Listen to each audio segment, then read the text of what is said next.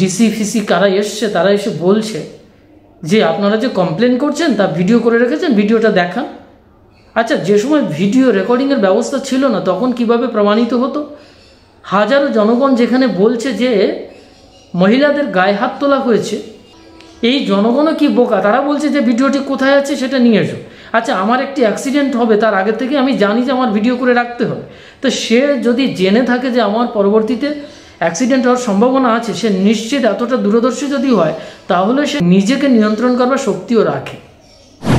অসুর বলি হয়, মহিষাসুর, শুম্ভ, নিশুম্ভ, রক্তবীজ যারা আছে তারা বলি হয়েছে। আমরা পড়েছি, শুনেছি যে সমস্ত যোগী সাধকগণ সাধনা করেন, তারা দর্শন করেন, তাদের শারীরিক এবং বিশ্বব্রহ্মাণ্ডের সাপেক্ষে যে প্রবৃত্তি জাত যে আসরিক সত্তা, সেটার নিধন হয়, সেটার নিধন করতে হয় এবং বোধন ঘটাতে হয় মহালয়ার দিনে জগন্মাতার জাগ্রত হওয়ার ভেতর থেকে, অর্থাৎ জগন্মাতার অকাল বোধন। অর্থাৎ এই অকাল একটি সময়, অর্থাৎ যা কালচক্রের ভেতরে পড়ছে না, আবার অনিয়ন্ত্রিত কালও বলা যায়, আবার বলা যেতে পারে এই অকাল ইনফিনাইট কাল। অনেক ধরনের ব্যাখ্যা আছে, কিন্তু পৌরাণিক মাইথোলজিক্যালি যদি আমরা দেখি তাহলে কিন্তু এক অদ্ভুত কালচক্রের ভেতরে আমরা রয়েছি। বিগত দিনে যে কালচক্রের ভেতরে জগন্মাতা দুর্গা, ভগবতী, মহেশ্বরী, পরমেশ্বরী আসরিক প্রবৃত্তি, আসরিক বৃত্তি অর্থাৎ আসরিক সত্তা তথা অসুরকুলকে নিধন করছেন, অসুরকে নিধন করছেন, যারা বিষাক্ত চিন্তাশক্তির এক প্রকার রাক্ষস প্রবৃত্তির মানুষ ছিলেন। তাদেরকেও খানিকটা মানুষের মতো দেখতেই লাগে, কিন্তু তাদের বৃত্তি ছিল আসরিক এবং রাক্ষস প্রকৃতির, ফলে তাদেরকে অসুর বলা হয়েছে। আর কেন বলা হয়েছে? আরও কারণ হচ্ছে ভেতরে প্রবৃত্তি, ভেতরে ইন্দ্রিয়জাত ভোগাতুর মানসিকতা এবং অনিয়ন্ত্রিত মানসিকতা, বিকৃত মানসিকতা, সেগুলোকে একটা কালচক্রে যুগোপযোগের সময় অনুসারে জগন্মাতা প্রকট হতেন। যেমন নারায়ণের 10ম অবতার, 24 অবতার, 22 অবতার, অনেক অবতার আছে। ভগবান শিবশঙ্করেরও অবতার আছে, স্বয়ং ভগবতীরও অবতার রয়েছে। সেই রকম একটি অবতার রূপে প্রকট হন জগন্মাতা, তখন অসুরদেরকে নিধন করে। এবং জগন্মাতা যখন অসুর নিধনের সময় আসে তখন কোনো একজন সাধক ঋষি, ব্রহ্ম ঋষি বা অর্থাৎ ব্রহ্মদেব বা যেই হোক না কেন তাকে জাগান, বা শ্রী রামচন্দ্র হোক, যেই হোক তাকে জাগান। তাকে এমন একটি সময় ফেলে দেওয়া হয় যে সময় জাগানোটা উচিত না, অথচ জাগাতে হয়, সেটাকে অকাল বোধনও বলা হয়। বা এমনও বলা যেতে পারে যে প্রতিনিয়ত আমাদের ভিতরে একটি অকাল চলছে, মানে একেবারেই কাল নিয়ন্ত্রণহীন অবস্থায় চলছে। সেই নিয়ন্ত্রণহীন অবস্থার ভেতর থেকে আমাদের সঠিক মাতৃকা শক্তি জাগ্রত করার ভেতর থেকে কালকে নিয়ন্ত্রণ করা, অর্থাৎ কালকে কলম করবেন যিনি, তিনি কালী বা দুর্গা, অর্থাৎ গ্রাস করবেন বা মহাকালের সঙ্গে রমণ করবেন। এই সূত্রে জগন্নাথকে জাগ্রত করতে হয় অকাল সময়, অর্থাৎ অকাল বোধন বলা হয়। আমরা এগুলো পড়েছি, শুনেছি, সাধকগণ জেনেছে। কিন্তু এই একবিংশ শতাব্দীতে এসে, আজকের এই 2024 সালের মহালয়াতে এসে, মহালয়ায় জগন্নাথের বোধন না হয়ে কি হলো? বলি হয়ে গেল। আমি আগেই বলেছিলাম আমার পূর্ব একটি লেকচারে যে যারা আজকের এই 2024 সালের দুর্গাপূজা, দুর্গা উৎসব নিয়ে ভীষণ মাতোহারা হবেন, পূজা পাঠাদি নিয়ে থাকবেন, আমার মনে হয় মা সন্তুষ্ট হবেন না। কারণ আরজি করের এই বিষাক্ত ঘটনাটি আমাদেরকে এতটাই বিষাক্ত করে দিয়েছে, যারা এর প্রতিরোধ করার চেষ্টা করছেন না, কিন্তু ভগবানকে ওই পেছনে নকুলদানা, বাতাসা, আলো চাল আর সর্বঘটের কাঠালি কলা দিয়ে তাকে গ্রাস করার বা তাকে বশীভূত করার চেষ্টা করছেন। মা সব বোঝেন, ওটা বুমেরাং হবে, এটা বুমেরাংই হচ্ছে। এই জন্য মহালয়াতে আমরা দেখতে পেলাম বাসদ্রোণী, কলকাতারই একটি ঘটনা সংবাদ মাধ্যমে দেখছিলাম। 9ম শ্রেণীর একটি ছাত্র, কত হবে 13 থেকে 15 বছর বয়স, ছেলেটি মারা গেল। কিসের মাধ্যম দিয়ে? পেলোডারের চাপে পড়ে। ছেলেটি পড়াশুনো করে বাইসাইকেলে ফিরছিল বাড়ির দিকে, হয়তো বা এরকম রাস্তায় ছিল বাইসাইকেলে, তো তাকে ধাক্কা দিয়ে ফেলে দেয় বা সংঘর্ষ হয়। ছেলেটি পড়ে যায়, মাথায় আঘাত লাগে, হসপিটালে নিয়ে যায়, মারা যায়। মহালয়াতে কি হলো? বলি হলো। অসুর বলি হলো না, নিষ্পাপ মাতৃকার শক্তির ছোট্ট দুধে কার্তিকের মতো একটি বাচ্চা ছেলে চলে গেল, মেরে ফেলা হলো। তারকাসুর কার্তিককে মেরে ফেলছে, অথচ কার্তিকেও ভগবতীর যে সন্তান, তিনি তারকাসুরকে বধ করেছিলেন। তা করতে গিয়ে তার হিমশিম খেতে হয়েছিল অবশ্য, কিন্তু সেই কার্তিকেও এখন বলি হয়ে যাচ্ছে, বধ হয়ে যাচ্ছে। সুতরাং যে অকাল বোধন আমরা যেটা বলছি, আমাদের কি সত্যি বোধ জাগ্রত হচ্ছে?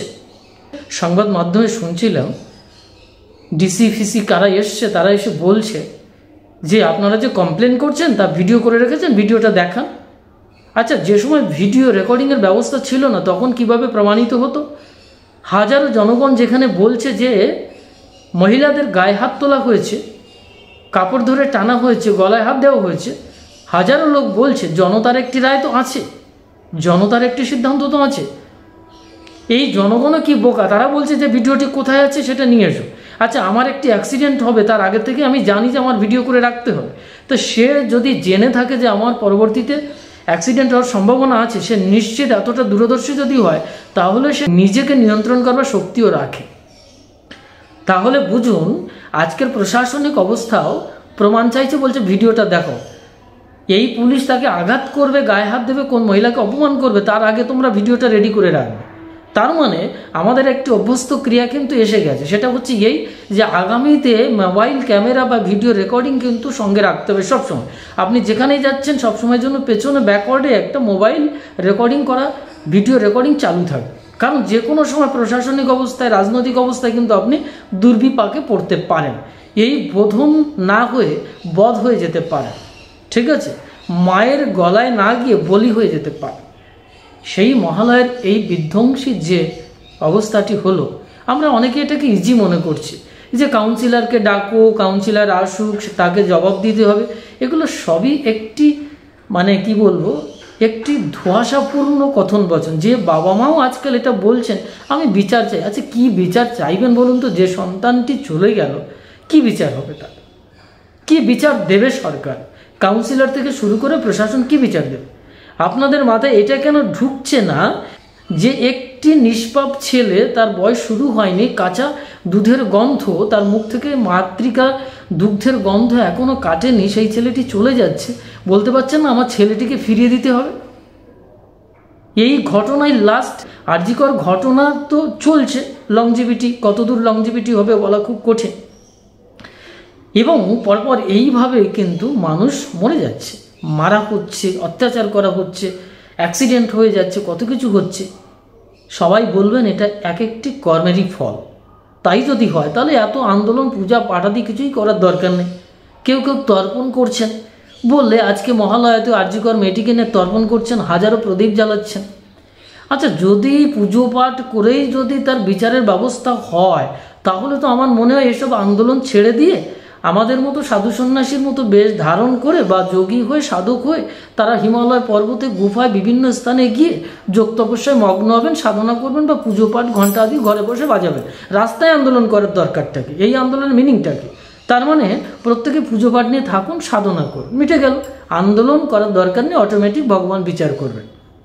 তো এটাই যদি আন্দোলনের রূপরেখা হয়, এটাই যদি চলতে থাকে, তাহলে তো এই দিনের পর দিন মহালয় থেকে শুরু করে দুর্গাপূজার এখনও নবমী আসেনি, অষ্টমী আসেনি, যেখানে গিয়ে মহিষাসুরকে বধ করা হবে, বিসর্জন দশমীতে আলটিমেটলি সমস্ত অসুর নিধন হয়ে যাবে, তখন মাকে বিজয়া দেওয়া হবে, অর্থাৎ তিনি জয়ী হবে, তখন আমরা বলবো বিজয়া দশমী। আসলে আমরা এমন একটি অবস্থার ভেতরে রয়েছি, আমরা শুধু মুখে মুখে অভ্যস্ত, আর বাস্তবিক সামাজিক প্রেক্ষাপটে যে ক্রিয়াকর্মগুলো চলছে তার সাথে সেগুলোর সাথে আমাদের কোনো আত্যন্তিক আন্তরিক কোনো সম্পর্ক নেই, জীবনের জৈবিক কোনো সম্পর্কই নেই। যেটা আছে সেটা হচ্ছে ন্যাকামো একটি অধ্যায়, যেটা এখন অপসংস্কৃতি বলা হচ্ছে। এই যে বলছে থ্রেট কালচার, বলে থ্রেট, হুমকি সংস্কৃতি। আরে সংস্কৃতি কখনো এটা হয় নাকি? অপসংস্কৃতি বললে বেটার আছে, কিন্তু হুমকি সংস্কৃতি এটা কি আছে? হুমকি অপসংস্কৃতি। এই থ্রেট কালচার শব্দটি কতটা অ্যাপ্রোপ্রিয়েট আমরা ব্যবহার করছি, অথচ এগুলোর ব্যাখ্যা আমরা বুঝতে পারছি না এটার মিনিং কী দাঁড়াচ্ছে। যাই হোক, সাংবিধানিকভাবে এগুলো ব্যবহার করছেন।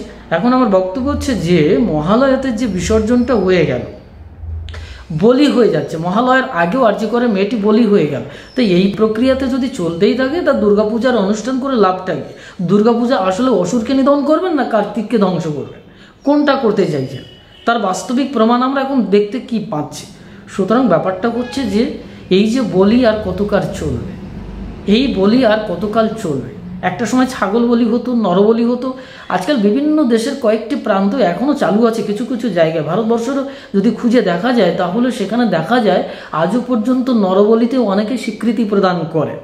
এগুলো ছিল, এগুলো সবই এক একটি অপসংস্কৃতি। সত্যিকারের প্রেম যদি জাগ্রত না হয়, ভক্তি ভাব এবং মানবিক প্রেম, মানবিকতা, অর্থাৎ ওয়াইড ওয়ার্ল্ড ফ্র্যাটার্নিটি, বিশ্ব ভ্রাতৃত্ববোধ, স্বামী বিবেকানন্দ যেটা বলেছিলেন, সর্বত্র এবং সার্বিক সার্বজনীন ভ্রাতৃত্ববোধ, সেটা যদি জাগ্রত না হয় তাহলে হিন্দু সনাতন শব্দটির ব্যাখ্যাটাই অপসংস্কৃতির ভেতরে চলে যায়। আর দুর্গা শব্দটা তো বিশাল আকার, মহালয় শব্দটির বিশাল আকার। আমি অবশ্য এ লট অফ ব্যাখ্যা করেছি। অবশ্য সাধারণ মানুষ এগুলো পছন্দ করেন না, টুটকিবাজি টোটকাবাজি এই সমস্ত জিনিস পছন্দ করেন। হ্যাঁ, বিভিন্ন রকম রং তামাশার ভর করেছে, এ করেছে, তা করেছে, এই সমস্ত নিয়ে মানুষ আজকাল ব্যস্ত। সেখানে হাজারো ভিউয়ার্স, লাখো মিলিয়ন ভিউয়ার্স। কিন্তু অতি উত্তম দার্শনিক তত্ত্বের যে ব্যাখ্যাগুলো এবং সাধন তত্ত্বের ব্যাখ্যাগুলো আমাদের জানা দরকার, সেগুলো জেনেই আমাদের সাধনা করা দরকার, পুজো পাঠ করা দরকার। দুর্গাপূজা আমরা কেউ ক্যান্সেল করতে বলছি না। সমস্ত এই যে 12 মাসে 13 পার্বণ বলছেন, আমি সেদিন শুনছিলাম, এই গতকালই শুনছিলাম, পশ্চিমবঙ্গের একজন হেড অফ দ্য ডিপার্টমেন্ট মন্ত্রী আর কি বলছেন, নামদাম আর বলতে ইচ্ছে করছে না, তিনি বলছেন জানো তো 12 মাসে 13 পার্বণ, আমাদের তো দুর্গা উৎসব করতেই হয়। এগুলো ন্যাকামো কথা ছাড়া আর কিছুই না। যেখানে জীবন্ত মানুষের বলি হয়ে যাচ্ছে, ধর্ষণ হচ্ছে, নিধন হচ্ছে, বধ করা হচ্ছে, ধ্বংস করা হচ্ছে এবং সমাজের এক চূড়ান্ত মাত্রায় অপসংস্কৃতি প্রবেশ করেছে, যেখানে কোনো কালচার বলে কিছুই নেই। রাজনৈতিক এক ফায়দা লুটবার প্রতিনিয়ত যে কুশাসন প্রতিষ্ঠিত হয়েছে, সেগুলোকে কিভাবে সংশোধন করা যায়, সেইগুলোর পার্বণ কিভাবে ঠিক করা যায়, সেই পর্বগুলোকে কি করে ঠিক করা যায়, সেই সিরিয়ালগুলো কি করে ঠিক করা যায়, সেই সব চিন্তা ভাবনা না করে 12 মাসে 13 পার্বণ এই সমস্ত আপেক্ষিক কথাগুলো বলে সমাজে ভোট নেওয়ার যে লড়াইটা চলছে না রাজনৈতিকভাবে, এগুলো সাধারণ মানুষ দুর্ভোগের ভোগান্তি শিকার হচ্ছে এবং তারা ভোগ করছে।